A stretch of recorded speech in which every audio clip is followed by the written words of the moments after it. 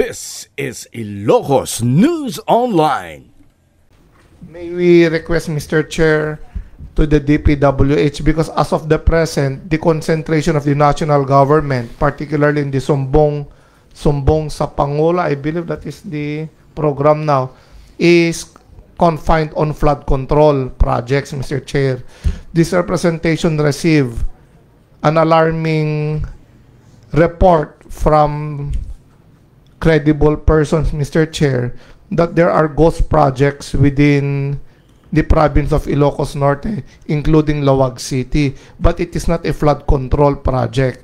It involves other infrastructure projects, Mr. Chair. I was given the location, the name, Mr. Chair. At any rate, Mr. Chair, I would like to obtain a copy of the list of those projects that were completed based on the record of the DPWH, so that we will come to know, Mr. Chair, if those reports were accurate, Mr. Chair.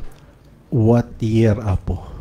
Preferably this year and last year, Mr. Chair, because according to my informant, Mr. Chair, irarush da kanon nga palpalpasin na ikubrar dan tinabayagen, Mr. Chair. So, Apo, na i-declare nga complete DJ nga project, ngem hampay nga complete, ngem na asingir da amin, tapos tata ang kamkamakam da, Apo. Agam kamatam because of the expose that happened in the flood control, and they are contemplating that this will expand and to other projects. That's why I am now asking that we should not be only confining to flood control, but to all infrastructure projects, Mr. Chair, because apparently the ghost projects, which is very much worse than substandard projects, Mr. Chair, is really existing, Mr. Chair, as we all could see in the news and declared by our President, Mr. Chair.